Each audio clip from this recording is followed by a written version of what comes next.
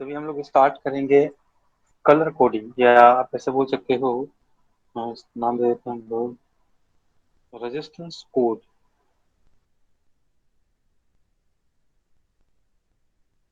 Resistance colour coding देते हैं।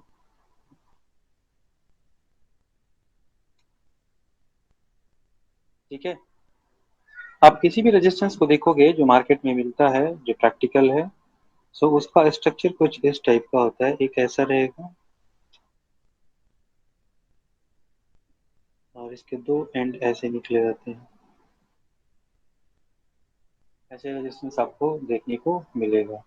और इसमें आप ध्यान से देखोगे तो इसमें कुछ कलर्स होते हैं। और इसमें टोटल 4 कलर का बैंड हम लोग को पढ़ना है। टोटल 4 कलर होते हैं। एक कलर, 2 कलर, 3 कलर, 4 कलर। समझ में आ रहा है? This is right and this is left. तो रेजिस्टेंस जब भी आप देखोगे तो आपको रेजिस्टेंस को कैसे रखना है। तो जिसमें एक एंड में, आपका सबसे एंड में एक ऐसा बैंड बना होगा। इस बैंड को अपने किस साइड रखना है? राइट साइड रखना है। क्लियर? और फिर यहाँ से काउंटिंग करना है। This is your band 1, this is your band 2, this is your band 3 and this is your band 4। अब इसको हम लोग बोलते हैं फर्स्ट डिजिट। इसको बोलते हैं हम लोग सेकंड डिजिट। और इसको बोला जाता है, इसको बोला जाता है मल्टीप्लायर। और इसको बोला जाता है, इस वाले बैंड को क्या बोलेंगे? इसको टॉलरेंस। क्लियर हो गया सबको? हाँ जी। Yes sir. सबको क्लियर है ना? तो इसमें टोटल 4 बैंड होते हैं, 1 2 3 4। नंबरिंग कैसे करेंगे? तो उसके लिए जो मेरा जो सबसे एक्सट्रीम एंड पे होता है, इसको अपने हम किस साइड में रखेंगे? अपने राइट साइड में। और काउंटिंग कहाँ से स्टार्ट करेंगे? लेफ्ट से स्टार्ट करेंगे। सो लेफ्ट से स्टार्ट करेंगे, 1 2 3 एंड 4। क्लियर? अब इसका एक टेबल होता है। इस टेबल में आप देखोगे, मैं टेबल यहाँ पे बना देता हूँ। तो यहाँ पे होता है कलर, उसके बाद होता है डिजिट, उसके बाद होता है मल्टीप्लायर, और उसके बाद होता है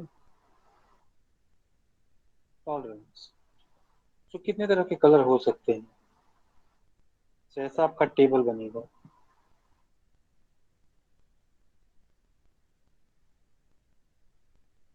बहुत सिंपल सा टेबल है। हम इसको याद करने का तरीका भी बतलाएंगे। काफी स्टैंडर्ड वे है याद करने का। सब जगह आपको मिल जाएगा। तो यहाँ पे जो पहला कलर होता है वो होता है ब्लैक।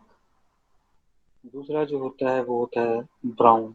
सीक्वेंस याद रखना है, क्योंकि इसी पे सब कुछ डिपेंडेंट कर रहा है। So black, brown, red, orange, yellow,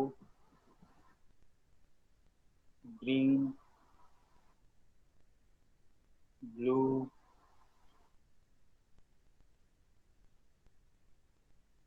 violet. अभी कौन किया?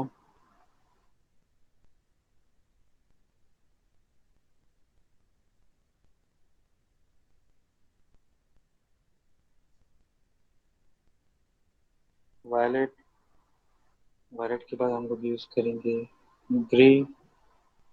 ग्रे के बाद यूज करेंगे हम लोग वाइट। वाइट के बाद यूज करेंगे गोल्ड। गोल्ड के बाद यूज करेंगे हम लोग सिल्वर। सिल्वर के बाद यूज करेंगे नो कलर। ठीक है।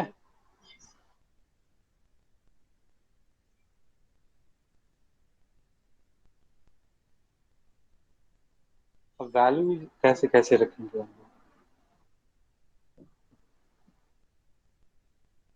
तो यहाँ पे डिजिट में स्टार्ट करेंगे हम लोग, यहाँ से 0 से। तो इसका वैल्यू 0, इसका वैल्यू 1, इसका वैल्यू 2, इसका वैल्यू 3, इसका वैल्यू 4, इसका वैल्यू 5, इसका वैल्यू 6। कहाँ तक जाएंगे? 7, जहाँ तक गिनती होती है। 8, 9। क्लियर? अब मल्टीप्लायर में जाएंगे। सो मल्टीप्लायर में स्टार्ट करेंगे हम लोग। इसके लिए यूज करेंगे 1, इसके लिए यूज करेंगे 10, इसके लिए यूज करेंगे 10 टू द पावर 2। बेसिकली आप देखोगे तो 10 टू द पावर n के फॉर्म में। So 10 to the power 0 is 1, 10 to the power 1 is 10, 10 to the power 2 this is 10 to the power 3। ये क्या हो जाएगा? 10 टू द पावर 4, इसका हो जाएगा 10 to the power 5, this is 10 to the power 6, 10 to the power 7, 10 to the power 8, this is going to be 10 to the power 9। Clear?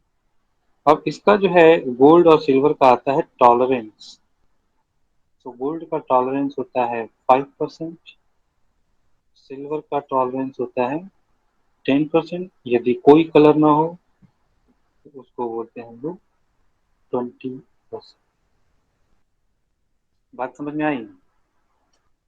Table समझ में आ गया सबको? Yes sir. तो हमारे पास टोटल कितने आपके एलिमेंट हैं? तो एक कलर होगा, डिजिट होगा, मल्टीप्लायर होगा, टॉलरेंस होगा। देखो ऊपर मैंने लिखा भी है। So these are the two digits. This is multiplier and this is tolerance. और यहाँ पे जिस भी कलर का बैंड होगा उस कलर से उसका हम डिजिट आइडेंटिफाई करेंगे। क्लियर? अब सबसे बड़ी दिक्कत आप लोग के साथ क्या आएगी कि इसको याद कैसे किया जाए। है ना, इतना सारा चार्ट, इसको याद कैसे करेंगे, है ना सबसे बड़ा प्रॉब्लम। ये वैल्यूज हमें यस याद सर। कैसे होंगे? इसके लिए एक शॉर्ट ट्रिक है ना, एक शॉर्ट ट्रिक है। मैं उसको यहाँ पे नीचे लिख रहा हूँ और फिर इसका कहानी मैं सुनाऊंगा, है ना।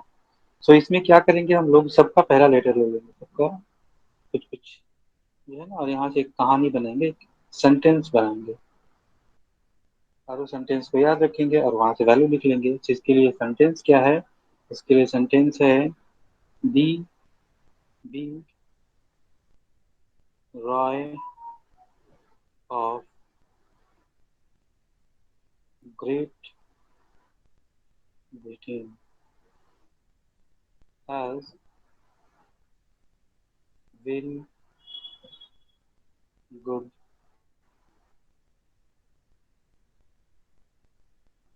वाइफ wearing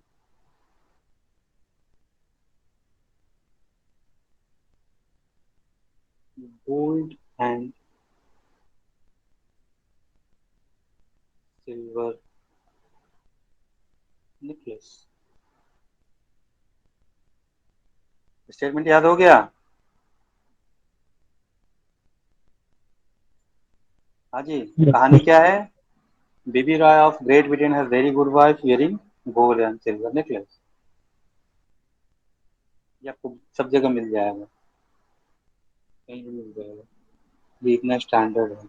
अब इसमें थोड़ा सा देखते हैं, कलर का देखते हैं। So this is B, D, R, O, Y, G, B, V, G, W, gold, silver, no colour. मिला? देखो यहाँ से, B for black, B for brown, R for red, O for orange, Y for yellow, G for green, B for blue, V for violet, G for grey, W for white, gold, silver, no color। याद हो गया? तो ये sentence आपको जो है वो memorise करना होगा। Devira of Great Britain has very good wife, wearing gold and silver necklace। ठीक है? नंबरिंग कैसे होगा? तो यहाँ से स्टार्ट करेंगे, जैसे 0, 1, 2, 3, 4, 5, 6, 7, 8, 9, और यहाँ से आपका तो ये तो एरर है। सो दिस इज 5, टॉलरेंस है 5%, दिस इज 10%, एंड दिस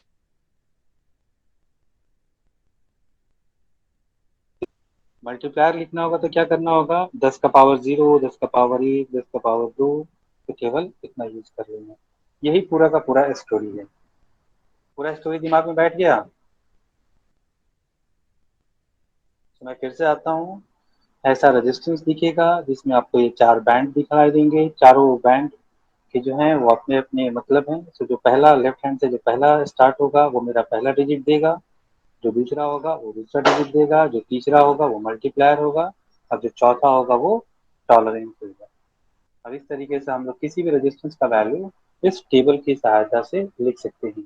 और इस टेबल को याद करने के लिए आपको ये जो सेंटेंस है ये सेंटेंस आपको याद रखना होगा। बीबी राय और great Britain have very good wife. इसमें देखो सबसे बड़ा कंफ्यूजन एक जगह और क्रिएट हुआ, कहाँ पे, 1B, 2B एंड 3B। दिखलाई दे रहा है। तो इसमें स्टार्ट कहाँ से होगा, है ना।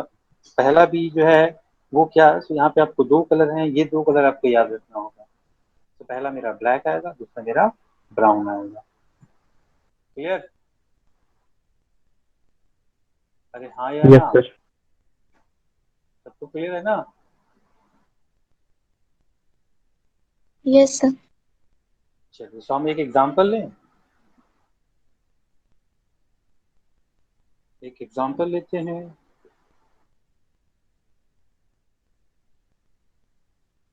और एग्जांपल से समझने की कोशिश करते हैं।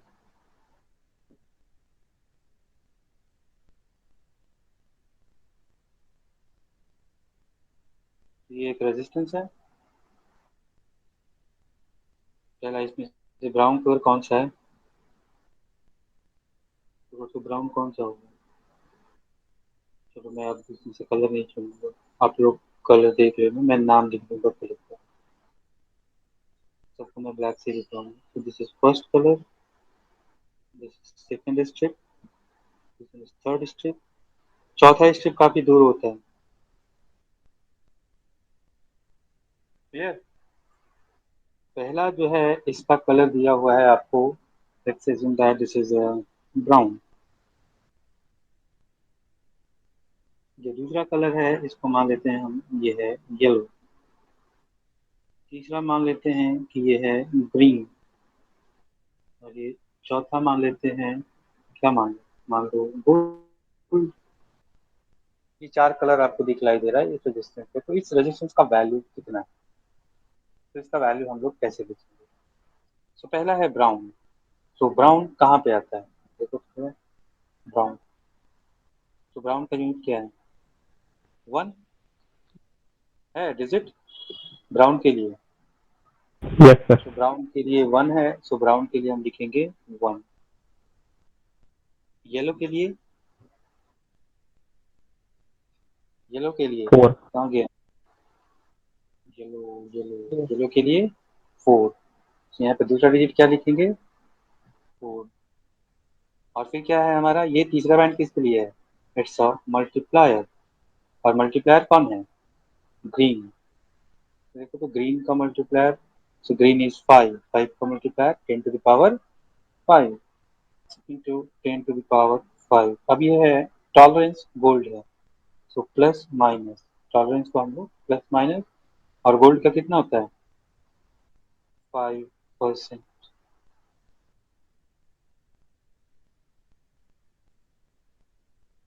बोलो, टफ है। No sir. No sir. हाँ जी, लिख लोगे, यस सर। लिख लोगे ना। तो आपके जो आईआईटी मेंस में जो सवाल पूछे होंगे उसको आप लोग सॉल्व कर लेना। या आपके वर्मा साहब में भी सवाल होंगे तो वर्मा साहब के सवाल को भी आप लोग सॉल्व कर लेंगे। तो कुछ इस तरीके से हम लोग जो है वो रेजिस्टेंस का वैल्यू लिखते हैं। तो रुको मैं एक सवाल आपको उसको देता हूँ, और थोड़ा उसका वैल्यू मेरे को कभी कैलकुलेट करके बतलाओ कि उसका वैल्यू क्या होगा। फिर से एग्जाम्पल, आपके एनसीईआरटी में भी होगा, वहां से भी आप देख सकते हैं।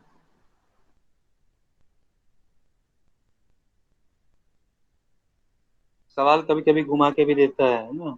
लेफ्ट साइड में हो सकता है कि कलर बैंड आपका दिखला दे और सवाल पूछ दे, तो आपको ध्यान में रखना है।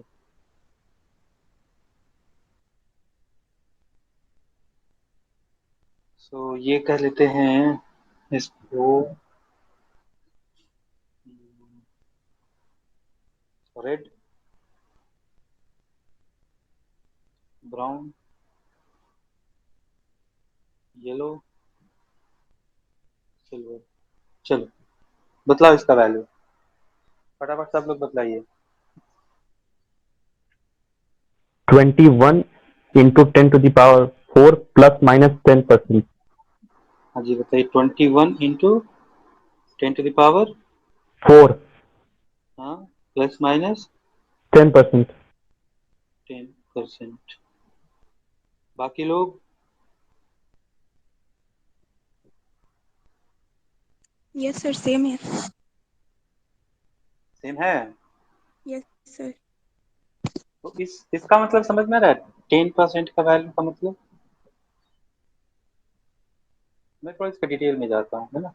इस वैल्यू का मतलब क्या है? तो ये कितना हो जाएगा, देखो तो 210 प्लस माइनस 10% किलो ओम लिख सकते हैं क्या? Yes, 10 to the power 3 is kilo, 1000 होता है ना। अब 210 का जो है 10% कितना हो जाएगा? क्या 21 होगा? Yes sir. अरे 210 का 10% yes, sir. 21 होगा ना। तो इस रेजिस्टेंस का जो वैल्यू है वो क्या हो जाएगा? 210 माइनस 21 से लेके 210 प्लस 21 किलो ओम। मतलब कहाँ से कहाँ तक? 210 में से 21 जाएगा, कितना हो जाएगा? 189 किलो ओम से लेके ये कितना हो जाएगा? 231 किलो ओम। तो इससे आपको रेजिस्टेंस का जो है एग्जैक्ट वैल्यू नहीं मिलता है, आपको एक रेंज मिलता है। बात आई समझ में? Yes, sir. हम्म? तो यहाँ पे जो आपका रेजिस्टेंस होगा, इस रेजिस्टेंस का वैल्यू आपका ये होगा। सो इस स्टेटमेंट का मतलब ये होता है। ये सबको क्लियर हो गया?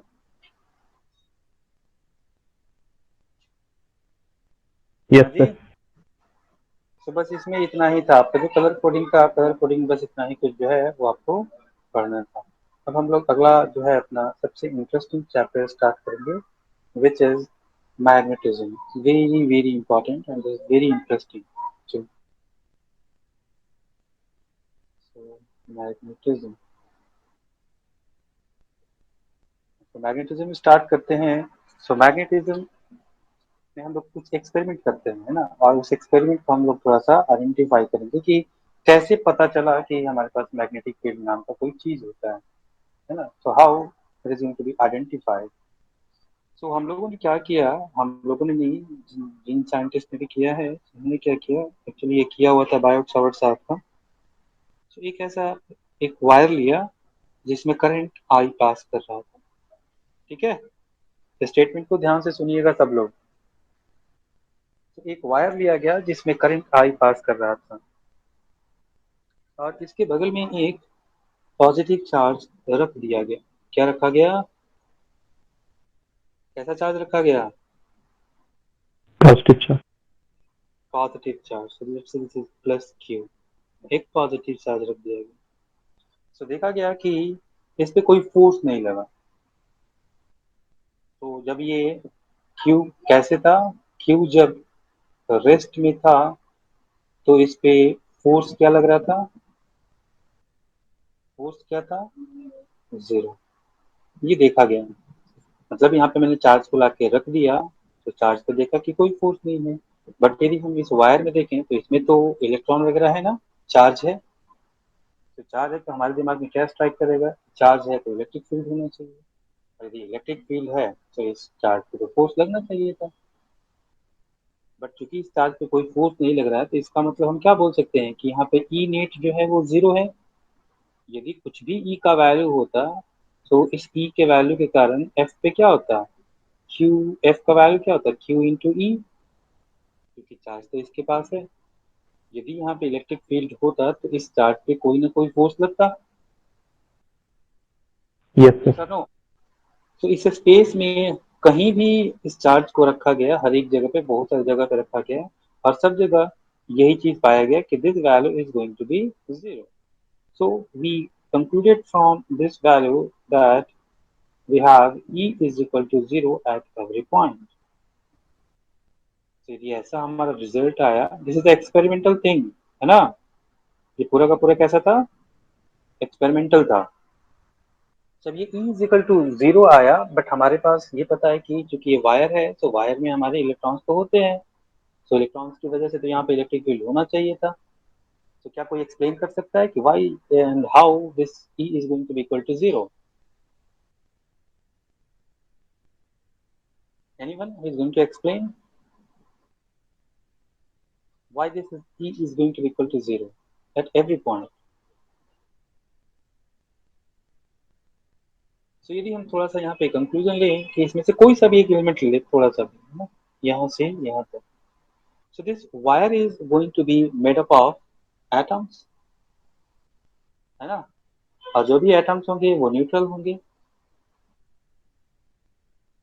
और एटम्स में जितने भी एटम्स होंगे, सारे एटम्स में नंबर ऑफ प्रोटॉन और नंबर ऑफ इलेक्ट्रॉन्स आपके सेम रहेंगे। तो प्रोटॉन के कारण, मतलब पॉजिटिव चार्ज के कारण, यहाँ पे जो इलेक्ट्रिक फील्ड होगा, क्या उतना ही इलेक्ट्रिक फील्ड नेगेटिव चार्ज के कारण भी होगा? Yes sir. होगा, क्योंकि ये तो आपका ये पार्ट तो न्यूट्रल ही है ना, इस वाले पार्ट में कोई चार्ज तो है नहीं, क्योंकि एटम से बने हैं, एटम्स के पास ऑल्दो इलेक्ट्रॉन होते हैं, तो इलेक्ट्रॉन के साथ साथ क्या होंगे, उसके पास प्रोटॉन भी होंगे। सो इलेक्ट्रिक फील्ड यदि हम देखें, तो इलेक्ट्रॉन के कारण जैसा भी इलेक्ट्रिक फील्ड होगा, जितना भी इलेक्ट्रिक फील्ड होगा, उसके अपोजिट डायरेक्शन में प्रोटॉन के कारण होगा, बिकॉज प्रोटॉन और इलेक्ट्रॉन अपोजिटली चार्ज होते हैं, एक पॉजिटिव और दूसरा negative. So the net electric field at all those points in the space is going to be equal to zero. Clear? Yes sir. अब इस एक्सपेरिमेंट को थोड़ा सा आगे बढ़ाया गया। सो आगे क्या बढ़ाया गया कि इस चार्ज को इस करंट के डायरेक्शन में थ्रो किया गया। थ्रो किया गया मतलब इसको कुछ वेलोसिटी दिया गया। सो मिला क्या? सो मिला ये कि ये जो चार्ज है सीधे ना जाके it is going to deflect like this. ये ऐसे डिफ्लेक्ट होने लगा। तो यदि आपने थ्रू किया है ऐसे इस वायर के करंट के डायरेक्शन के पैरेलल में, और ये चार्ज इस डायरेक्शन में मूव कर रहा है, इसका मतलब है कि कोई है इस डायरेक्शन में, कुछ है जो इसको पुश कर रहा है इधर आने के लिए। यस और नो? Yes sir. यदि कोई ऑब्जेक्ट ऐसे सीधा हम इसको थ्रो करें तो ये सीधे जाना चाहिए यदि इस पे कोई फोर्स नहीं लगेगा। लेकिन यदि इस पे हम इधर से फोर्स लगा दें और इसको इधर थ्रो करें, तो ये क्या करेगा, ये यहाँ से ऐसे डिफ्लेक्ट होगा। Yes sir. क्लियर? तो यहाँ पे एक बात ये समझ में आई कि यदि इस चार्ज का ऐसे थ्रो किया जाता है, तो इससे कुछ इस टाइप डायरेक्शन में कुछ फोर्स लग रहा है।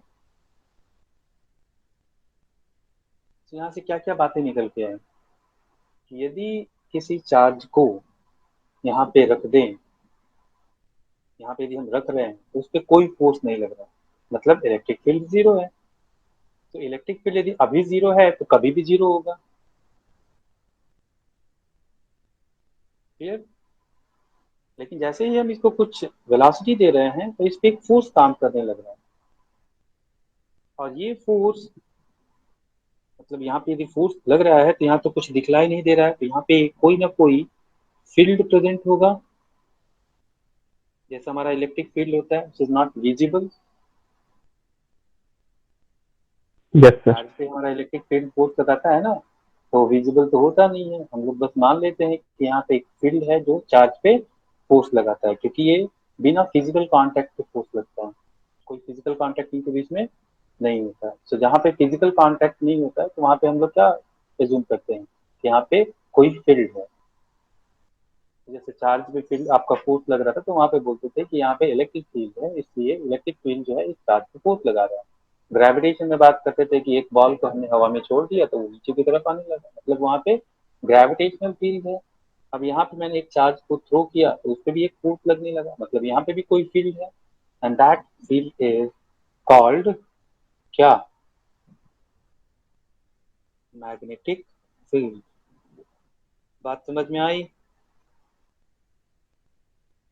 इस फील्ड को क्या बोला गया कि ये मैग्नेटिक फील्ड। अब चूंकि मैग्नेटिक फील्ड है तो बात आती है कि इसका मैग्नीट्यूड क्या होगा।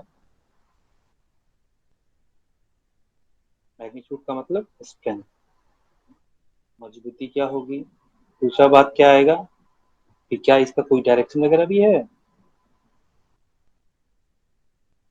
क्या इसका कोई डायरेक्शन भी होता है। दो बातें हमारे ध्यान में उठेंगी कि मैग्नेटिक फील्ड यदि यहाँ पे है तो उसका मैग्नीट्यूड क्या है और उसका डायरेक्शन क्या है। तो इस एक्सपेरिमेंट को फिर से जो है किया गया और इसमें बहुत सारे स्टेप्स लिए गए, बहुत बार किया गया। और इसमें एक ऐसा लाइन मिला क्योंकि अब यहाँ से मान लो कि ये आपका चार्ज है, सो ये पॉइंट चार्ज है, तो यहाँ पे आप इस डायरेक्शन में थ्रो कर सकते हो, इस डायरेक्शन में। अब चूंकि 3D है तो आपके पास इनफाइनाइट डायरेक्शन मिलेंगे। यस और नो? Yes sir. थ्रो कर सकते हो ना, इसको किसी डायरेक्शन में थ्रो कर सकते हो। तो इसको हर एक डायरेक्शन में थ्रो किया गया है ना। तो यहाँ पे एक ऐसा सिंगल डायरेक्शन मिला, एक डायरेक्शन सिंगल डायरेक्शन मिला जहाँ पे ये चार्ज पे कोई फोर्स नहीं लग रहा था।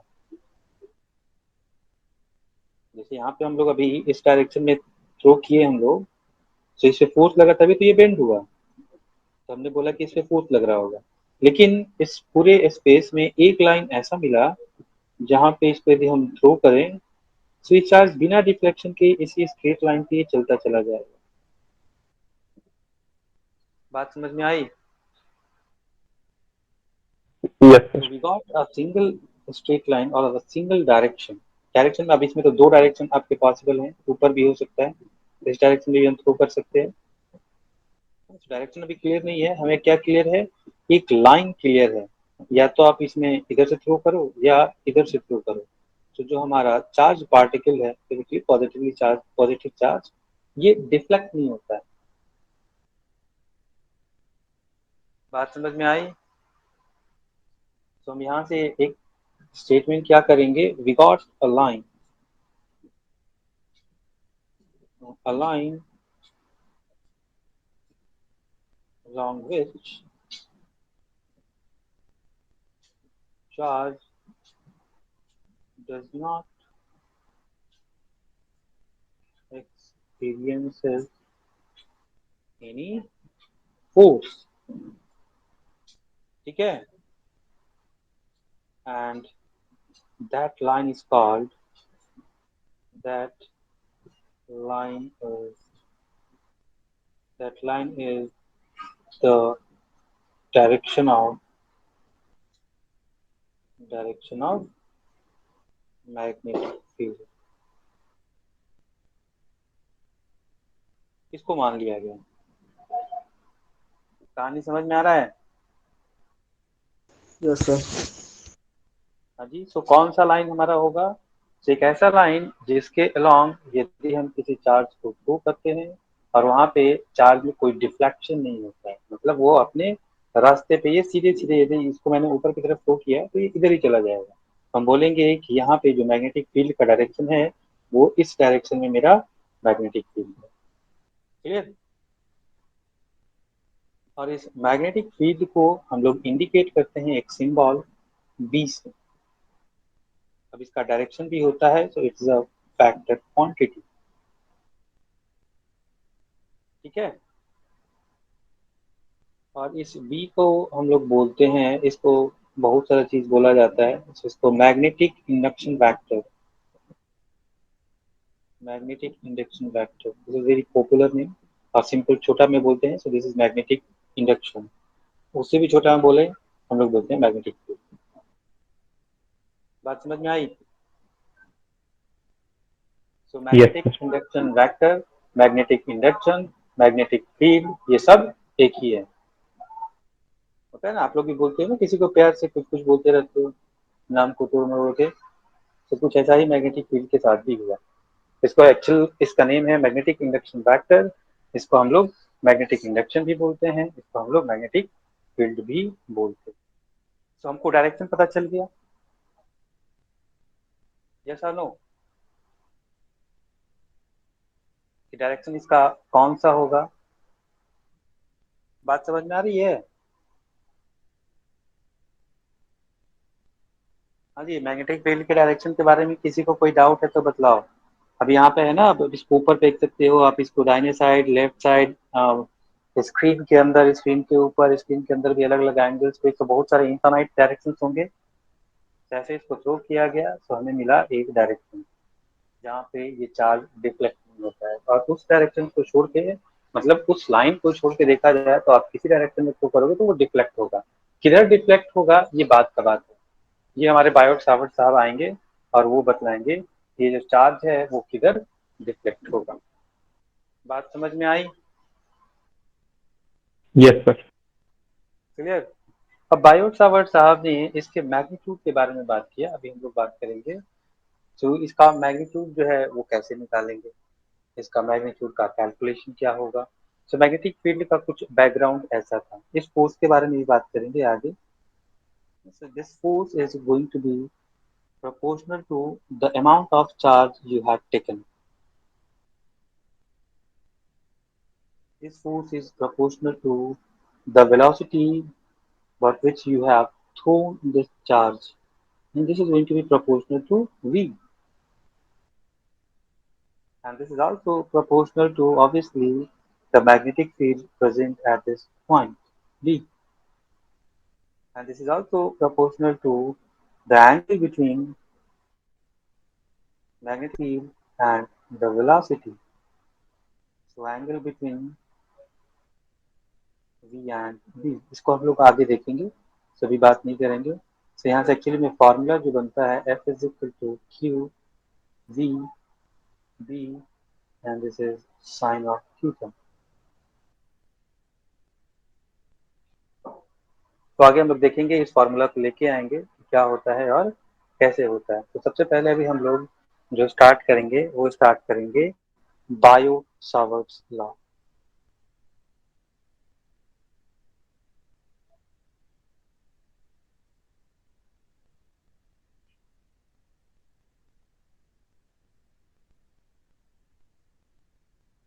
है ना, तो बायो सावर्ट्स लॉ, यही वो साइंटिस्ट थे जिन्होंने मैग्नेटिक फील्ड के बारे में बतलाया था।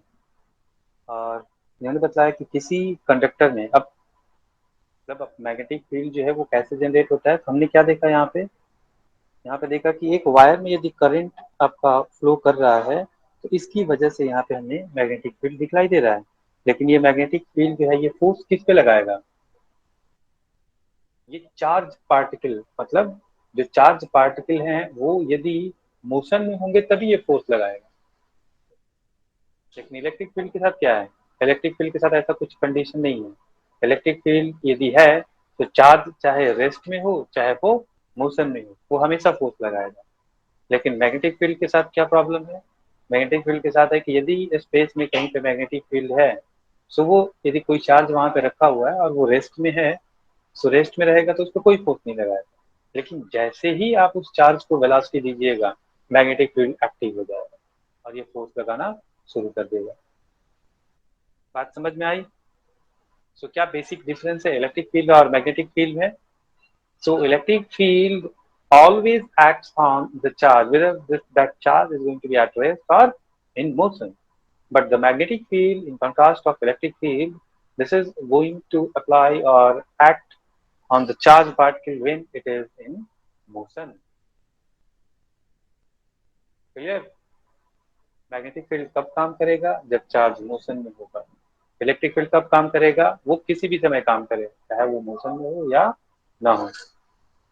बेसिक डिफरेंस क्लियर हो गया सबको? Yes, sir. तभी हम लोग बात करते हैं कि बायोट सावर्ट साहब ने कैसे जो है वो मैग्नेटिक फील्ड का कैलकुलेशन किया था और इनका ऑब्जर्वेशन क्या क्या था।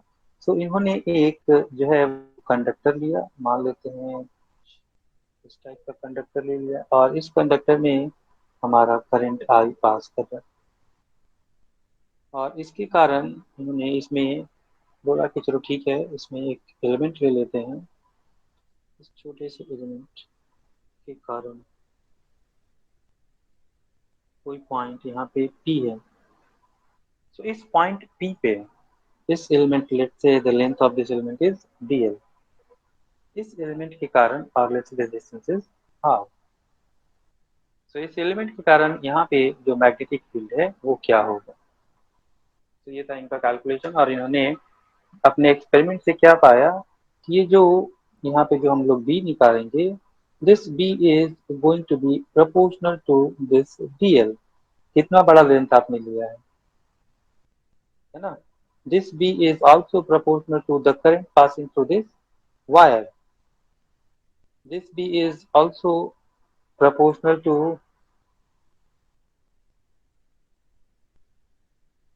this r, and this is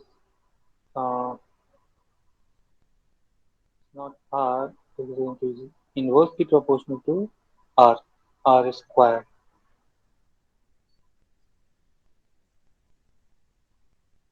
clear. हाँ जी। Yes, sir. और एक और चीज है यहाँ पे, तो ये इतनी सारी चीजें थी। अब इसका डायरेक्शन भी देखेंगे, इसका डायरेक्शन कैसा होगा। और ऑब्वियसली ये इस एंगल पे भी डिपेंड कर रहा था। Let's say this angle is theta, so इस एंगल पे भी डिपेंड कर रहा था।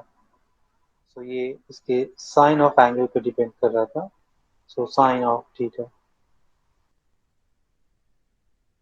इतना सारा चीज था। अब इन सब चीजों को कंबाइन करके बायोट सावर्ट साहब ने एक फॉर्मूला बनाया कि B is proportional to this I, this is dl by r square, और इसका जो डायरेक्शन है वो डायरेक्शन मिला क्रॉस प्रोडक्ट से। तो I dl cross vector r, और यहाँ पे बन जाएगा ये r स्क्वायर की जगह क्या बन जाएगा, r क्यूब। ये था बायोट साहब का एक्सपेरिमेंटल फार्मूला। बात समझ में आ रही है। तो एग्जैक्टली ये आपका सेम टाइप का है। अब देखो कूलम्ब्स लॉ का फार्मूला क्या था हमारा। Electric field is proportional to q1 q2 by r cube, and the direction of electric field is along the r। क्या कुछ उसी टाइप का है। here is r cube, this is r vector, this is r vector। instead of q1 q2 we have one term idl। इसको बोलते हैं हम लोग, this term is known as current element। क्या बोलते हैं इसको, करंट एलिमेंट। और ये एक वेक्टर क्वांटिटी है, चूंकि करंट हमारा वेक्टर क्वांटिटी नहीं है, सो इसको डायरेक्शन बनाने के लिए हमने क्या किया, dl। So this is the direction of dl vector, है ना, करंट के डायरेक्शन में जा रहा है। So this is the dl vector. कोई किसी को परेशानी, and this is No, going sir. To be r vector.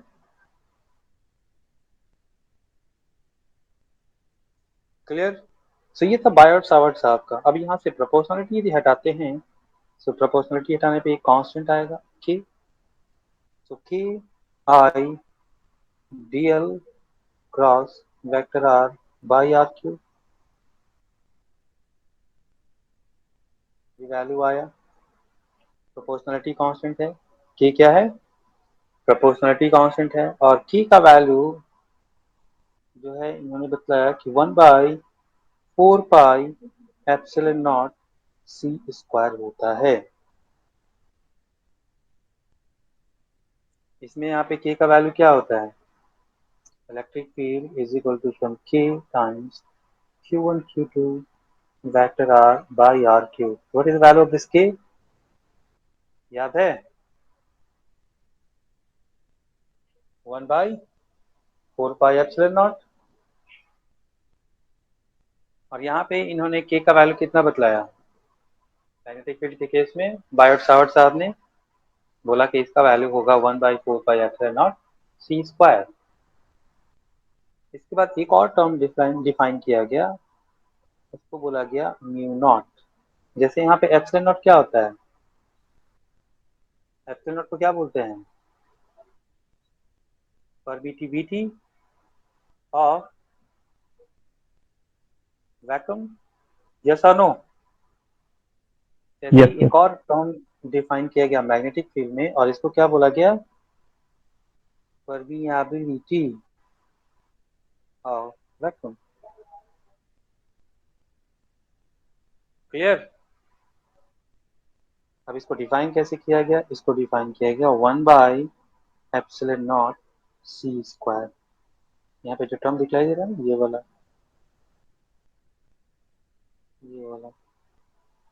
इसको डिफाइन किया गया कि this is going to be 1/that of thing is going to be mu naught, और इस म्यू नॉट का नाम हो गया परमियाबिलिटी ऑफ वैक्यूम। अब यदि हम फार्मूला को फिर से लिखें, रीराइट करें, तो हमारा मैग्नेटिक फील्ड का फार्मूला क्या हो जाएगा, दिस वेक्टर बी, और इसलिए यहाँ पे वेक्टर हमें नहीं दिख रहा है,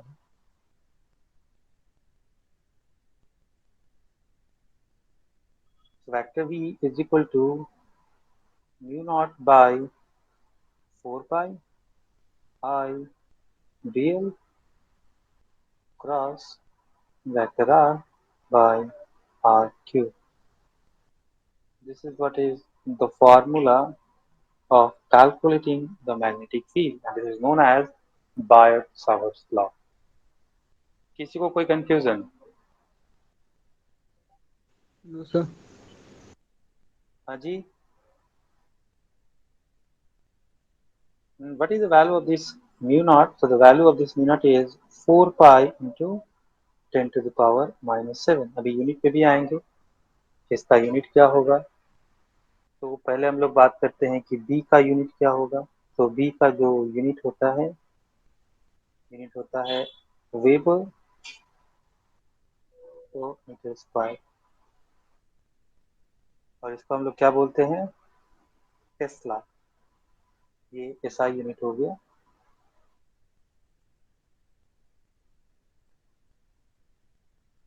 बात सबको क्लियर है या नहीं, किसी को किसी भी तरह का परेशानी है पूछ लो यहाँ तक में, तो हम लोग आगे बढ़ेंगे क्योंकि हम लोग कैलकुलेशन पार्ट पे जाएंगे। किसी को कहीं पे भी कोई भी कंफ्यूजन है, किसी भी तरह का कोई बात ऐसा जो नहीं समझ में आया हो, आप पूछ सकते हैं। सर इसमें सी क्या है? क्या क्या सी, हाँ देखो देखो मैंने यहाँ पे सी मेंशन नहीं किया है। C is equal to speed of light, और इसका वैल्यू कितना होता है,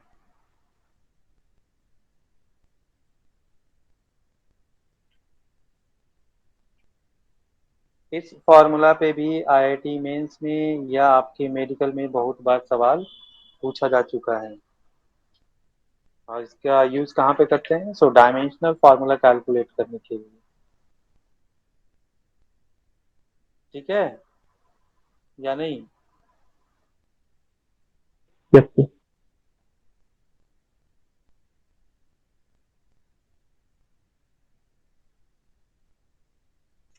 एक और प्रैक्टिकल यूनिट होता है मैग्नेटिक फील्ड का, कोई बतलाएगा, किसी को याद है? हाँ जी, किसी को भी। एक और हम लोग यूनिट को यूज करेंगे, this is known as Gauss.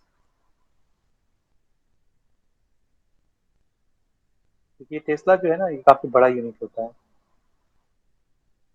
बहुत बड़ा यूनिट होता है। सो हम लोग लिखते हैं कि 1 tesla is equal to 10⁴ gauss. तो कहीं पे आपको जो है मैग्नेटिक फील्ड का स्ट्रेंथ जो है वो गॉस में भी दिया रहेगा। लेकिन यदि हम सब कुछ ऐसा यूनिट में यहाँ पे रखते हुए निकालेंगे इस फार्मूला में, सारा वैल्यू जो है वो ऐसा यूनिट में रखेंगे, तो हमारा क्या आएगा, यूनिट टेस्ला आएगा। तो यूनिट का अच्छे से ख्याल रखिएगा, ठीक है। अब हमारे पास आते ही कि चाहिए इस म्यू नॉट का जो है वो यूनिट क्या होगा, म्यू नॉट का यूनिट क्या होगा, कोई बतलाएगा?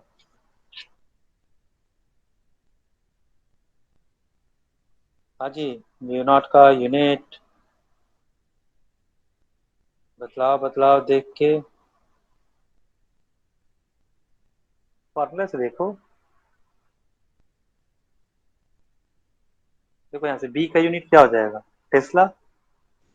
Yes mu sir. नॉट का यूनिट हमें निकालना है, 4 पाई तो यूनिट लेस है, आई करंट एम्पियर, यस और no.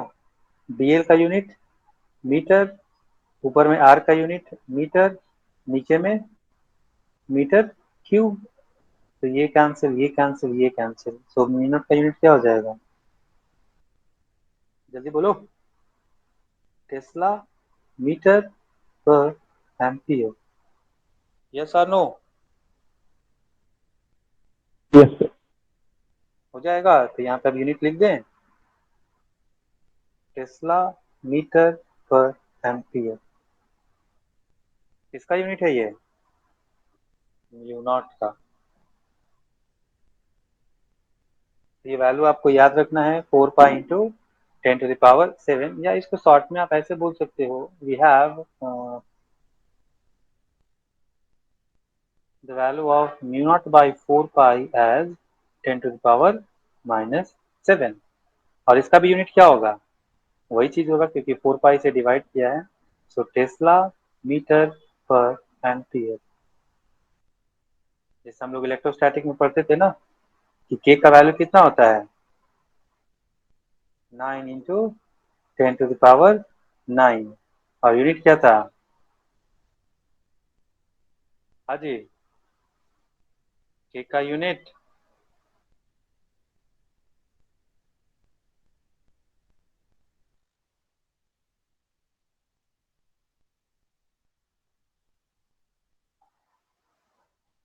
this is not Q1 Q2, this is simply Q, this is not force, this is electric field, so this is not Q1 Q2, this will be Q।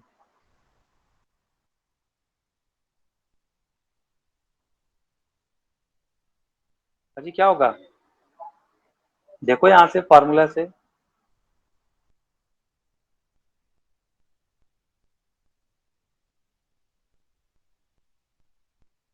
अरे किसी को नहीं पता है, Newton पर metre coulomb. Square पर coulomb square,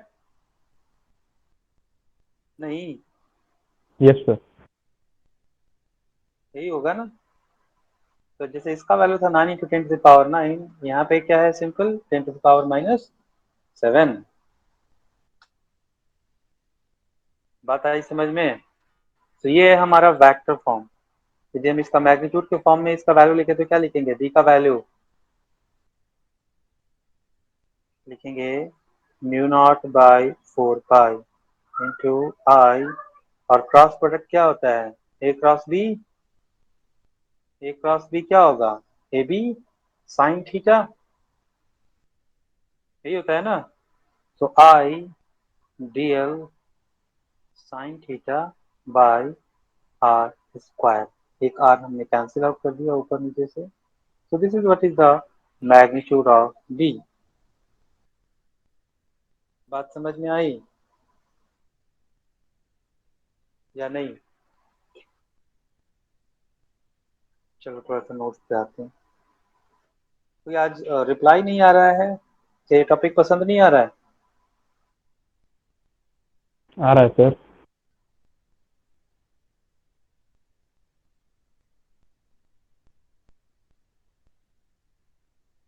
तो इसका यूनिट आप वेबर एम्पियर मीटर भी दे सकते हो, टेस्ला एम्पियर मीटर भी दे सकते हो, तो कुछ भी आप लिख सकते हो, वेबर पर मीटर स्क्वायर इज टेस्ला। तो हमारे पास फॉर्मूला क्या आया, देखो यहाँ से, dB is equal to dB is equal to, ये इनका फॉर्मूला था, और यहाँ पे जो इन्होंने डिफाइन किया था, तो ये इनका डिफिनेशन था। dB is proportional to I dl cross R by R cube, dB is equal to k times I dl cross R, और यहाँ पे फिर k का वैल्यू यहाँ पे डिटेल में नहीं दिया है हमने, तो यहाँ पे आप म्यू नॉट बाई डायरेक्ट हमने 4 पाई दे दिया है, बट म्यू नॉट का वैल्यू क्या है हमारा, यहाँ पे आप k का वैल्यू क्या लिख सकते हो, 1/4 pi epsilon naught C square, और एप्सिलॉन नॉट सी स्क्वायर जो है 1 by epsilon naught C square is mu naught, तो mu naught by 4 pi and the value is 10⁻⁻⁷। इसको यहाँ पे रखा, dB का वैल्यू हमारे पास ये आ गया, dB का जो है this is going to be simply the magnitude. Clear, so vector form में हम लोग के पास ये फॉर्मूला आया, और यही फॉर्मूला आगे के अब हर एक जगह यूज होगा। जैसे हम लोगों ने इलेक्ट्रिक फील्ड में एक ही फॉर्मूला यूज किया था ना, so this is going to be k q by are square, और इसको यदि हम ऐसे यूज करें तो k q by r cube vector r, यही फॉर्मूला सब जगह यूज हो रहा था, चाहे वो किसी भी टाइप का आपका चार्ज एलिमेंट हो। Yes sir. तो अभी हमारे लिए जो बेसिक फाउंडेशन, जो बेसिक फार्मूला है वो बायोट साहब ने यहाँ पे दिया, बायोट साहब ने हमको यहाँ पे दिया। तो देखो बड़ा सिंपल सा कोरिलेशन है। आप देखोगे इलेक्ट्रिक फील्ड में हमने दो साइंटिस्ट के बारे में पढ़ा, कौन कौन सा, एक है कूलम साहब, तो उनका लॉ पढ़ा कूलम्स लॉ, एक और कौन सा लॉ था, गॉसेस लॉ, गॉस लॉ। याद है। सो कूलम्स लॉ का रेप्लिकेशन यहाँ पे कौन से है,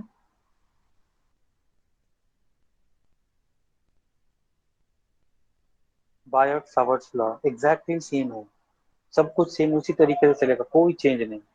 और गॉसेस लॉ को रेप्लिकेट करेंगे एम्पियर्स लॉ।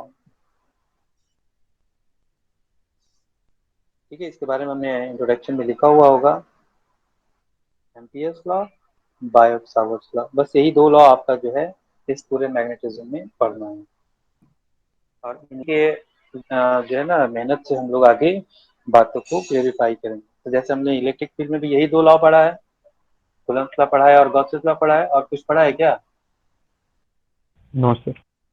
यही दो लॉ तो पढ़ा है। तो यहाँ पे भी हम लोग मैग्नेटिक फील्ड में भी हम लोग दो लॉ पढ़ेंगे। तो एक पढ़ेंगे बायोट सावर्ट्स लॉ, जो कहीं भी अप्लाई कर सकते हो, जैसे हम लोग कूलम्स लॉ कहीं भी अप्लाई कर सकते हैं ना, एक छोटा सा एलिमेंट लेके इलेक्ट्रिक फील्ड कहीं भी निकाल लेते थे हम लोग। लेकिन यदि हम यस बात सर। करते हैं गॉसेस लॉ की, तो गॉसेस लॉ में कंडीशन क्या था, your element should be symmetric, कुछ सिमेट्रिक होना चाहिए, तभी हम लोग जो है वो गॉसेस लॉ लगा पाते थे। यस और no, gaussian surface, yes symmetric sir. Surface बनाते थे ना। तो कुछ उसी टाइप का एम्पियर्स लॉ भी है। एम्पियर्स लॉ भी बोलता है कि जो आपका करंट एलिमेंट है, वो करंट एलिमेंट यदि सिमेट्रिक होगा तभी आप एम्पियर्स लॉ लगाओगे। और यहाँ पे भी हम लोग एक जो है, यहाँ वहां पे हम लोग बनाते थे गॉसियन सरफेस, यहाँ पे हम लोग बनाएंगे एम्पीरियन लूप। क्या बनाएंगे, एम्पीरियन लूप। तो सेम कॉन्सेप्ट आपका पूरा का पूरा इलेक्ट्रोस्टैट वाला यहाँ पे चलेगा, लेकिन थोड़ा सा चेंज होगा। अब यहाँ पे वहां पे हम लोग डायरेक्ट वेक्टर को यूज करते थे, यहाँ पे क्रॉस प्रोडक्ट यूज करना होगा।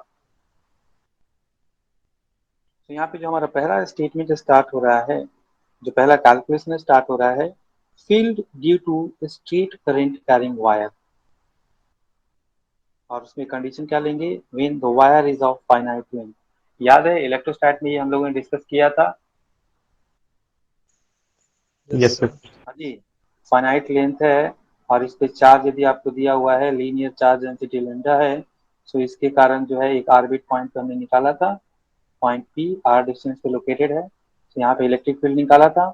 और फिर यहाँ पे हम लोगों ने केसेस भी बनाए थे, यदि इसका बाइसेक्टर हो, यदि ये पूरा फाइनाइट इनफाइनाइट वायर हो, यदि ये किसी एक एंड पे हो। याद आ रहा है सबको। Yes sir. तो सेम टाइप से यहाँ भी हम लोग करेंगे। तो सबसे पहले हम लोग क्या करेंगे, एक जनरल केस लेंगे जहाँ पे फाइनाइट लेंथ होगा, उसका कैलकुलेट करेंगे, फिर हम लोग क्या करेंगे, इसमें स्पेशल केस डालेंगे। यदि ये पॉइंट इसके परपेंडिकुलर बाइसेक्टर पॉइंट पे लाई करे, और ये जो करंट एलिमेंट है ये इनफाइनाइट लेंथ का हो, ये सेमी इनफाइनाइट लेंथ का हो, है ना, इधर में आपका इंफिनिटी चला जाएगा, बट एक एंड यहाँ पे फिक्स है, तो इसको बोलते हैं सेमी इनफाइनाइट वायर, इसको बोलते हैं इनफाइनाइट वायर, जो ऊपर नीचे सब जगह इनफाइनाइट है। याद आ रहा है सब। तो इन्हीं सारी बातों को हम लोग यहाँ भी फिर से रिपीट करेंगे। उसके बाद फिर हम लोगों ने इलेक्ट्रिक फील्ड में पढ़ा था कि एक ऐसा रिंग है और इस रिंग पे पॉजिटिव चार्ज है, तो इसके कारण इस पॉइंट पे इलेक्ट्रिक फील्ड क्या होगा, याद आ रहा है? इसको हमने Yes. एक्सटेंड भी किया था कि आपका डिस्क हो यस सर। जाएगा, तो डिस्क के केस में क्या हो जाएगा। ये सारी बातें हम लोग यहाँ पे डिस्क बात नहीं कर सकते क्योंकि यहाँ पे करंट की बात हो रही थी। यहाँ पे हम लोग क्या करेंगे, हम लोग बात करेंगे कि एक ऐसा लूप है और इसमें करंट यदि आई पास कर रहा है तो इसके कारण यहाँ पे बी फील्ड क्या होगा। तो एग्जैक्टली दिखलाई दे रहा है ना, एग्जैक्टली सेम वे में चल रहा है। तो जो जो बात हम लोग किए थे इलेक्ट्रिक फील्ड में उससे कम बात करेंगे मैग्नेटिक फील्ड में, क्योंकि यहाँ पे काफी सारी चीजें लिमिटेड हो जाती हैं, क्योंकि यहाँ पे मेरे को करंट चाहिए और करंट हमेशा एक वायर में फ्लो करेगा। सरफेस करंट भी होता है बट सरफेस करंट के बारे में हम लोग को पढ़ना नहीं है, ठीक है। और इसके पहले हम लोग थोड़ा चलते हैं अपने वेक्टर के रिवीजन पे। तो थोड़ा सा मैं यहाँ पे वेक्टर के क्रॉस प्रोडक्ट को रिवाइज करा दूं, जिनका जिनका जो जो भूल गए होंगे। सो वेक्टर क्रॉस प्रोडक्ट इसका यूज है, तो मैं थोड़ा सा रिवीजन कराऊंगा। एक वेक्टर ए है इस डायरेक्शन में, vector A, and this is another vector in the b direction, this is vector b, and the angle between them is going to be theta. So what is a cross b?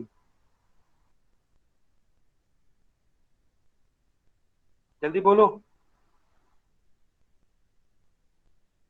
a cross b क्या होगा? A B sine theta. A B sine theta. अरे बाकी लोग नहीं बोल रहे हैं। And what is the direction of this vector, because this is going to be a vector quantity। हाँ, तो a क्रॉस b जो वेक्टर बनेगा उस वेक्टर का डायरेक्शन किधर होगा। तो हम लोगों ने यहाँ पे कौन सा रूल सीखा था? हाँ जी, स्क्रू रूल। यस। सो राइट हैंड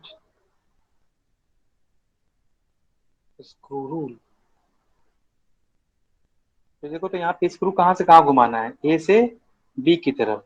तो हमको स्क्रू घुमाना है कुछ इस डायरेक्शन में, और यदि आप स्क्रू को ऐसे घुमाते हो तो स्क्रू किधर आएगा, ऊपर या अंदर, किधर जाएगा स्क्रू? यदि एंटी क्लॉकवाइज डायरेक्शन में हम लोग उसको रोटेट करते हैं तो ये आता ऊपर। है बाहर, But मतलब ऊपर की तरफ आएगा, खुलेगा ना। एंटी क्लॉकवाइज में खुलता है और क्लॉकवाइज में टाइट होता है, तो टाइट होने का मतलब वो इनटू। तो मैं यहाँ पे एक डायग्राम भी बना देता हूँ। यदि ये आपके पास एक स्क्रू है,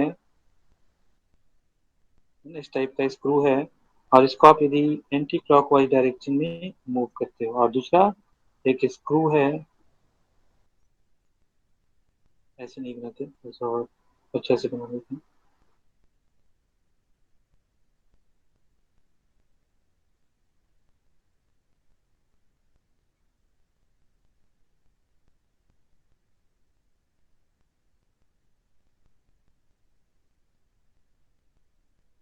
ऐसा स्क्रू होता है ना।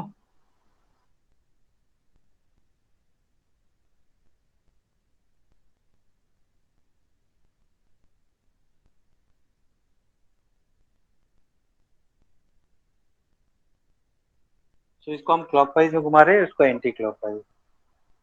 बिफोर दैट एक और बात समझते हैं कि मेरे पास एक एरो है, this is going to indicate a vector, और इस वेक्टर को यदि हम इधर से देखें तो कैसा दिखेगा, this is going to be look like a point, clear. और इसको यदि हम इधर से देखें, इधर से यदि हम देखें तो ये हमको कैसा दिखाई देगा, कुछ ऐसा, क्लियर है सबको। तो यही वाला जो सिंबल है we are going to use in the magnetic field, ये वाला नोटेशन हम लोग यहाँ पे यूज करने वाले हैं। अब यहाँ पे देखो, ये स्क्रू किधर जाएगा, लेफ्ट वाला में, यदि हम इसको एंटी क्लॉकवाइज यदि रोटेट करते हैं तो ऊपर की तरफ आएगा। ऊपर की तरफ यस आएगा सर। तो क्या आप इधर से देखोगे? वेक्टर ऊपर की तरफ आ रहा है तो एरो ऊपर होगा, जिसका ये टिप है ये ऊपर की तरफ होगा, तो आपको कैसा दिखलाई देगा? तो इसको हम लोग इंडिकेट करेंगे ऐसे, और इसका मतलब होगा ये वेक्टर ऊपर की तरफ है। इसमें करेंगे तो वेक्टर किधर जाएगा? अंदर की तरफ, स्क्रू। तो स्क्रू जाएगा तो हम इधर से देख पाएंगे स्क्रू को, तो यहाँ पे इसको इंडिकेट करेंगे हम लोग क्रॉस से। क्रॉस और डॉट, दो तरीके से हम लोग वेक्टर को इंडिकेट करेंगे। और क्रॉस और डॉट का मतलब ये है, क्रॉस का मतलब है ये इससे दूर जा रहा है, डॉट का मतलब है ये उस तरफ आ रहा है। बात समझ में आई? तो यहाँ से डॉट का मतलब हो गया कि ये अवे फ्रॉम द पेज, और ये इनटू द पेज। ठीक है,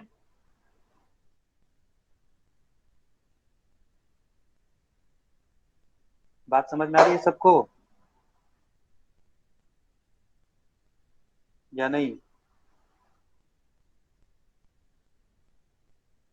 अरे कुछ रिप्लाई करोगे आप लोग? सर समझ यस में आ सर। रहा यस सर। समझ में आ रहा है?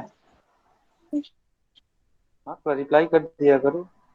सब हम लोग चलते हैं। इतना बेसिक डायग्राम क्लियर है ना क्रॉस प्रोडक्ट का? तो यहाँ पे यदि हम लिखें A cross B, A B sine theta, तो यहाँ पे डायरेक्शन क्या होगा? देखो ये कैसे जा रहा है, एंटी क्लॉकवाइज। स्क्रू जो है हमारा कैसे घूम रहा है? Anti clockwise. सो एंटी क्लॉकवाइज में स्क्रू ऊपर आएगा तो यहाँ पे क्या दिखलाएंगे? डॉट। यस वही सर। यदि यहाँ पे मैं पूछूं आपसे कि what is b cross a, तो मैग्नीट्यूड तो वही होगा, a B sine theta, but what is the direction? So b cross a, तो बी से ए की तरफ। तो स्क्रू किधर जाएगा? Into the page. और जब into the yes page sir. जाएगा सो एरो का हमको पिछला हिस्सा दिखलाई देगा। और पिछला हिस्सा देखोगे तो कैसा दिखलाई देगा? ऐसा क्रॉस क्रॉस दिखलाई देगा। यहाँ पे ये क्रॉस दिखलाई देगा क्या आपको? तो this is going to be cross. बात समझ में आ रही है? Yes sir. तो इसी नोटेशन का यूज हम लोग पूरे मैग्नेटिक फील्ड में करने वाले हैं, और इसी का यूज करके भी हम लोग देखते हैं और कैलकुलेट करते हैं। तो हेडिंग डालते हैं हम लोग, पहला कैलकुलेशन आज स्टार्ट करते हैं। इलेक्ट्रिक फील्ड मतलब magnetic field due to finite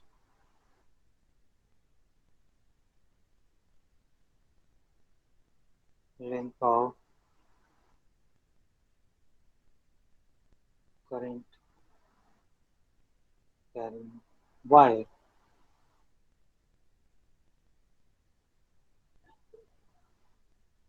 ठीक है,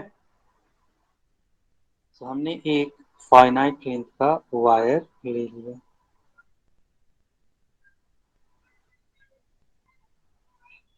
और कोई एक पॉइंट ले लिया। Let's this point is your, थोड़ा और बड़ा ले लें क्या? डायग्राम बनाने में आसानी होगा।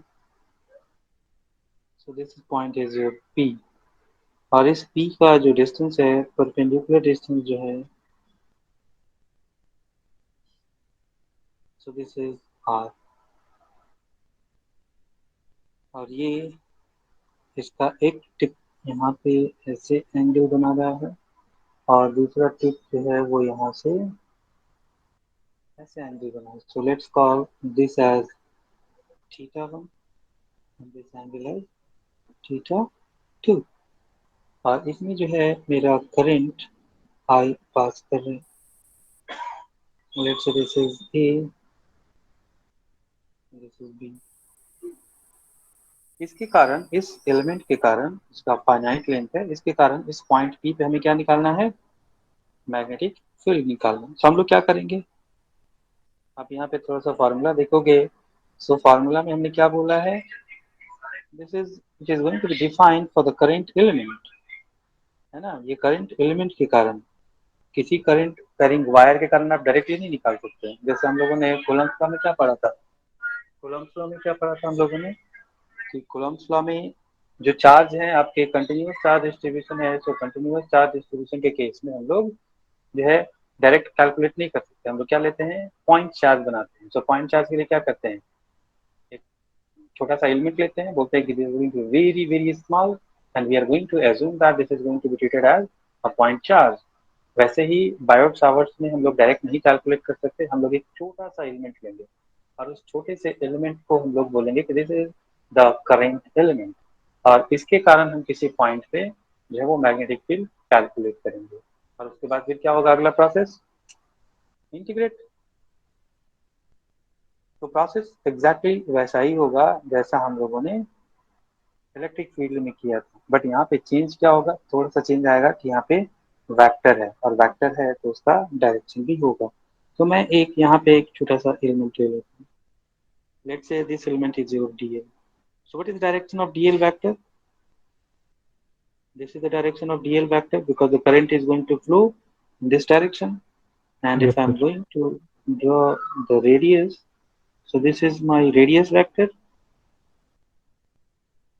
This is not r. Let's call that distance as d. d distance पे कोई एक पॉइंट है,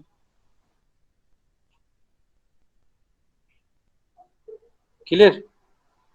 सो इस एलिमेंट के Yes, sir. कारण यहाँ पे पॉइंट P पे यदि मैं मैग्नेटिक फील्ड लिखता हूँ तो मैं कैसे लिखूंगा, this is going to be dB, है ना। dB इज इक्वल टू क्या लिखेंगे हम लोग, mu naught by 4 pi I dl cross r by r cube, direct formula. किसी को दिक्कत है तो बतलाओ, No, हमने sir. केवल फार्मूला लिखा है बायोट साहब का। अब यहाँ पे अब देखो, ये this is our r vector and this is our dl vector. Let's assume that this angle is your theta and this angle is your, let's assume that phi, मान लो। Yes, sir. so इस angle को theta लिखा, so what is dl cross r? so यहाँ पे देखो, this is your r vector and this is your dl vector and this angle is your theta, clear? Yes, sir. so what is dl cross r?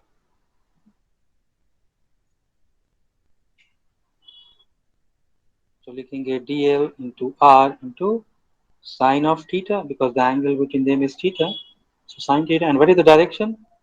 so dl से r की तरफ जा रहे हैं, so dl से r की तरफ जाएंगे तो ये कैसा है, क्लॉकवाइज। so क्लॉकवाइज में जब जाओगे ऐसे तो किधर जाएगा आपका स्क्रू, अंदर की तरफ, so this is Yes, nothing sir. but clockwise में cross, so this is going to be cross. so what is the magnetic field at this point, this is going to be cross, yes or no? नीचे के जितने भी element होंगे, ऊपर के element का भी देख लेते हैं कि इसके कारण डायरेक्शन क्या होगा। सो dl ऐसा है, r ऐसा है, सो dl क्रॉस r ये भी हमारा क्लॉकवाइज। इसका मतलब है कि जितने भी यहाँ पे एलिमेंट होंगे, है ना, सबके कारण जो नेगेटिव फील्ड होगा वो क्या होगा, इनटू द पेज होगा। Yes, sir. Yes, sir. और जब वेक्टर, सारे वेक्टर का डायरेक्शन एक ही हो तो क्या हम उसको स्केलर की तरह जोड़ सकते हैं, Yes, sir. जोड़ सकते हैं ना। जैसे हम लोग बोलते थे कि 3i hat plus 4j hat minus 5k hat, sorry not j hat, this is i hat and this is also i hat। इसका मतलब क्या हुआ, सब एक ही डायरेक्शन में है ना, एक्स डायरेक्शन में है, इसका Yes, sir. मैग्नीट्यूड 3 है, इसका 4 है और इसका -5 है, तो क्या हम इसको ऐसे नहीं लिख सकते,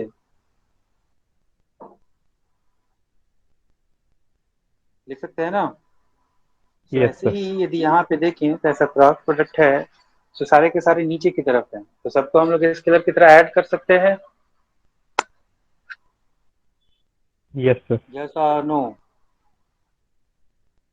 कर सकते हैं ना। तो सबसे पहले हम इस फार्मूला को थोड़ा सा सिंप्लीफाई करके लिखते हैं। सो सिंप्लीफाई करेंगे और इसका मैग्नीट्यूड लिखेंगे। So what is dB?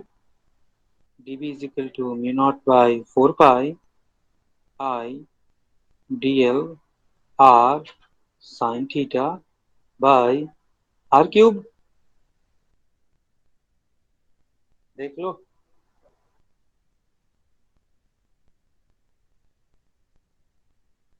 Yes sir. अब dl की जगह थोड़ा सा मैथमेटिक्स लगाएं। Let's assume that this as dy। Math में थोड़ा अच्छा लगता है।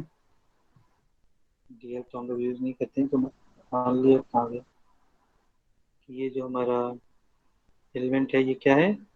dy है।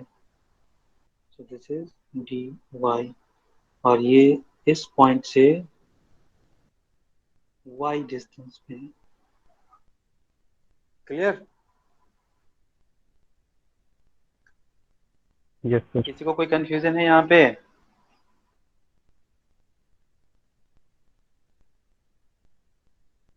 मैं केवल l को y से रिप्लेस कर रहा हूँ और कुछ नहीं। थोड़ा सा सिंबॉलिक देखने में थोड़ा अच्छा लगता है। सो dy r sin theta. Clear? आगे बढ़े। देखो तो यहाँ से r r कैंसिल होगा क्या? तो मेरे पास फार्मूला क्या बच जाएगा? dB is equal to mu naught by 4 pi I dy sin theta by r square. क्या ये बचेगा? यस और सर। यदि हमको b चाहिए तो b के लिए तो भैया हमें क्या करना पड़ेगा? इंटीग्रेट करना पड़ेगा। यस मतलब सर। सम कर लेना पड़ेगा और सम लेंगे तो यहाँ पे इंटीग्रेशन लगाएंगे। अब इंटीग्रेशन लगाने के बाद हमारे पास परेशानी क्या होगी? तो चलो देखते हैं परेशानी पहले। So net magnetic magnetic field at P। So B is equal to integral of dB। और देखो इंटीग्रल ऑफ dB में डालें तो म्यू नॉट बाई 4 पाई मेरा क्या है? कांस्टेंट है। तो ये इंटीग्रेशन के बाहर आ जाएगा। I हमारा I भी कांस्टेंट है। I भी हमारा बाहर आ सकता है। तो हमारे पास क्या बच जाएगा? dy वेरिएबल है, साइन थीटा वेरिएबल है, आर स्क्वायर वेरिएबल है। यस और नो? Yes sir. अब यदि हम इसको इंटीग्रेट करने जाएं तो यहाँ पे देखें। सो जैसे जैसे मेरा ये एलिमेंट चेंज होगा ये मेरा थीटा चेंज करेगा। चेंज करेगा ना? यस मैं सर। यहाँ पे कोई डी वाई एलिमेंट ले लूंगा तो उसके लिए तो थीटा अलग हो जाएगा ना। तो थीटा इज आवर वेरिएबल। और जैसे जैसे एलिमेंट का लोकेशन चेंज होगा तो वैसे वैसे ये आर भी चेंज करेगा। कितना डिस्टेंस पे होगा। तो आर भी हमारे लिए वेरिएबल है। और डी वाई तो है ही, छोटा सा एलिमेंट लिया हुआ है। तो यहाँ पे तीन तीन वेरिएबल हैं और हमको इंटीग्रेट करना है। तो क्या हम कर सकते हैं यहाँ पे इसको directly integrate?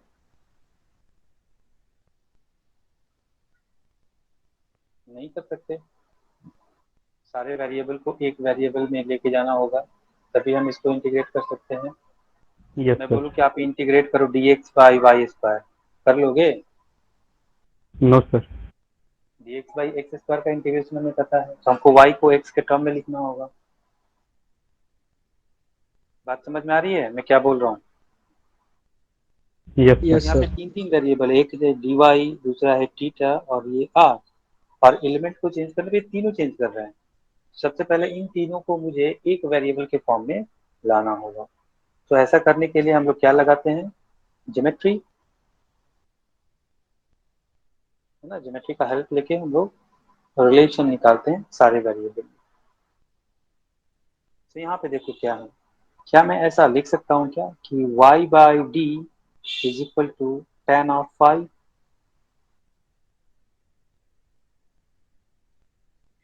This is y, yes this is sir. d, this is five. Yes, sir. So y by d is equal to tan five. तो y is equal to d tan five. और आप देख सकते हो कि हमारा d जो है वो कांस्टेंट है ना।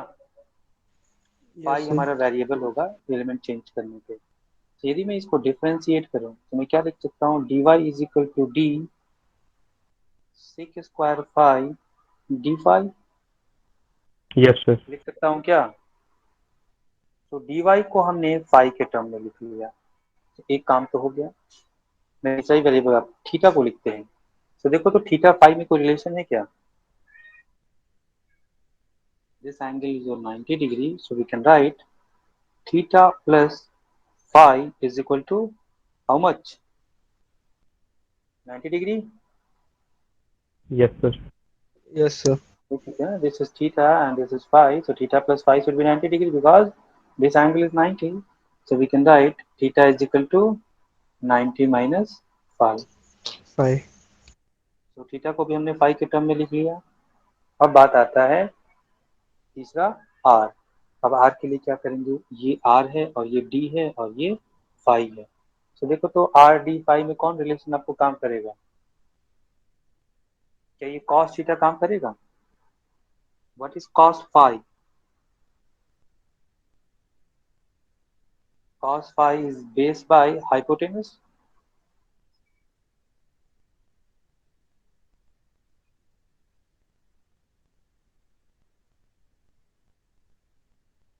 यही है। Yes, sir. What is cos phi? और ये एंगल थीटा है। What is cos phi?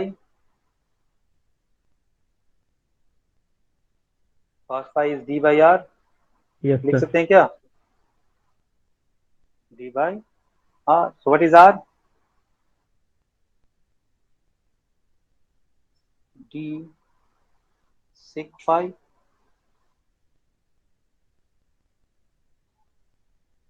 Yes और नो? Yes, sir.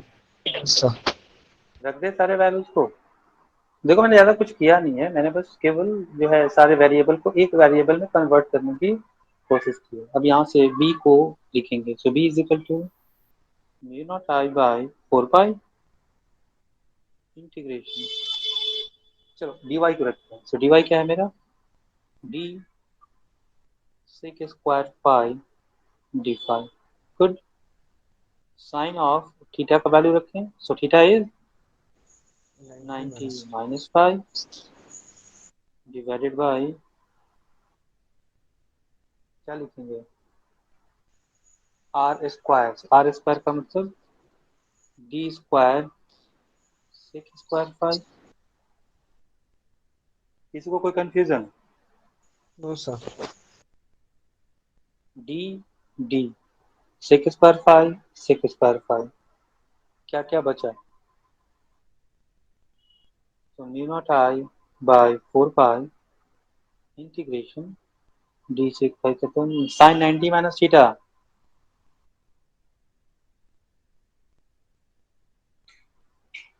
क्या हो जाएगा? Cos theta.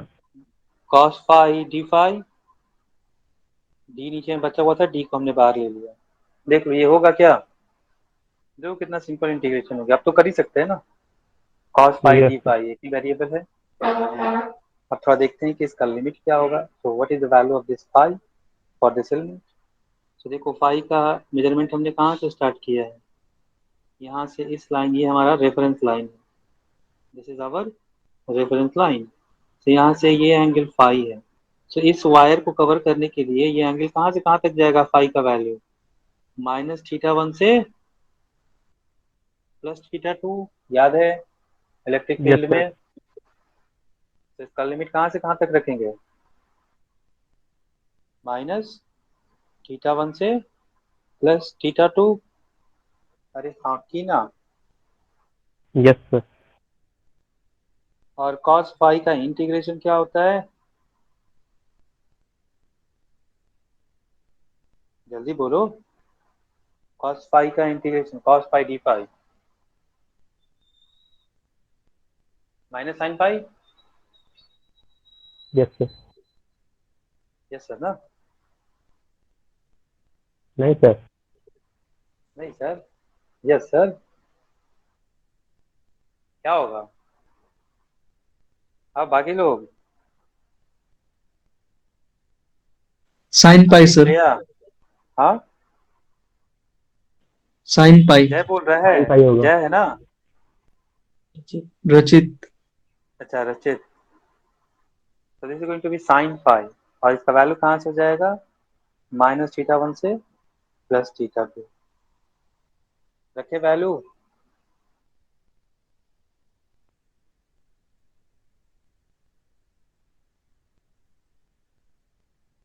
Sign theta 2 minus sine minus theta 1, तो sine minus theta is equal to sine minus theta, minus sine theta. और minus minus क्या हो जाएगा, प्लस। तो हमारे पास बी का फॉर्मूला क्या आ जाएगा, me not I by 4 pi D, bracket में हो जाएगा sine theta 1 plus sign theta 2।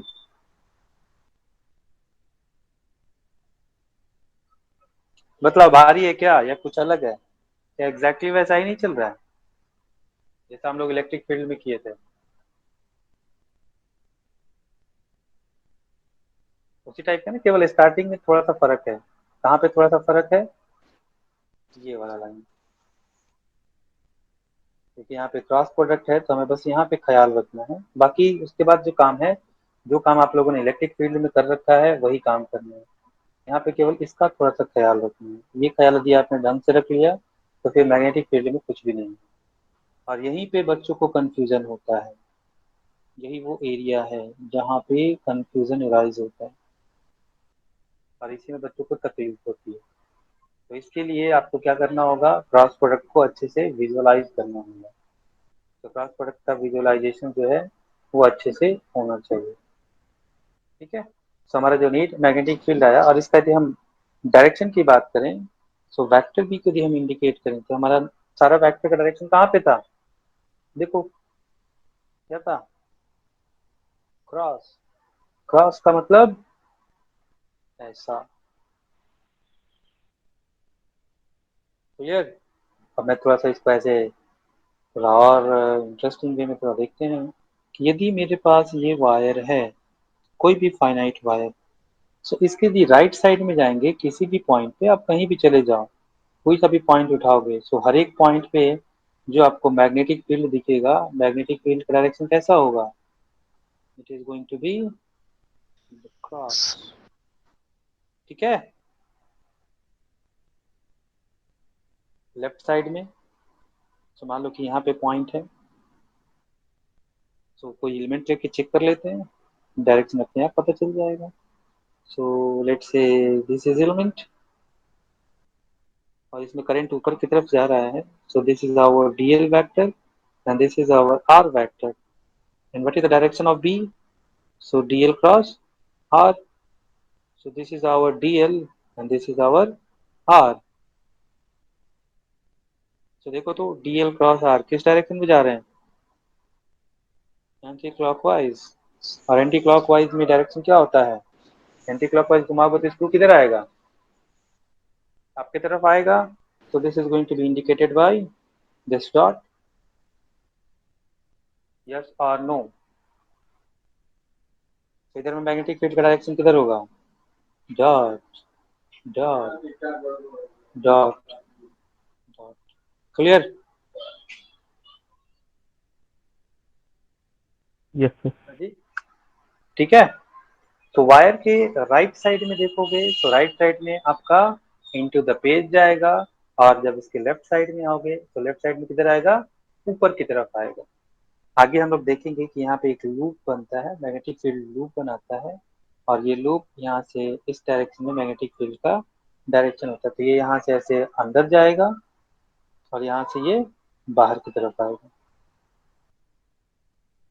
यहाँ पे ये क्रॉस दिखलाएगा और यहाँ पे ये डॉट।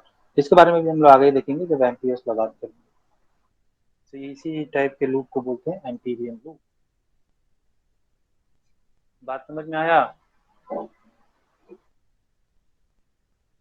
अभी ये नहीं भी बात समझ में आ रही है तो इसे घबराने की जरूरत नहीं है, आगे हम लोग को बहुत बात करनी है, तो आगे तभी तो शुरू ही हुआ है, हमने जस्ट शुरू किया है। ये बात समझ में आ गई ना कि किसी वायर में यदि हमारा करंट फ्लो करे तो इसके राइट साइड में जो हमारा मैग्नेटिक फील्ड होगा उसका डायरेक्शन क्या होगा, क्रॉस होगा, और उसके लेफ्ट साइड में डॉट होगा। और इसकी मैग्नीट्यूड की यदि बात करें तो इसका मैग्नीट्यूड इस डी पे डिपेंड करता है, तो ऐसा नहीं है कि यहाँ पे जो मैग्नेटिक फील्ड होगा वही मैग्नेटिक फील्ड यहाँ पे होगा, नो। क्योंकि डी इसके लिए अलग होगा, इसके लिए डी अलग होगा, तो मैग्नेटिक मैग्नीट्यूड जो है वो अलग अलग होंगे, लेकिन डायरेक्शन क्या होगा, इनटू द ईस्ट। और लेफ्ट साइड में आउट आउटसाइड, और क्या, आउटवर्ड फ्रॉम द पेज और टुवर्ड्स द व्यूअर।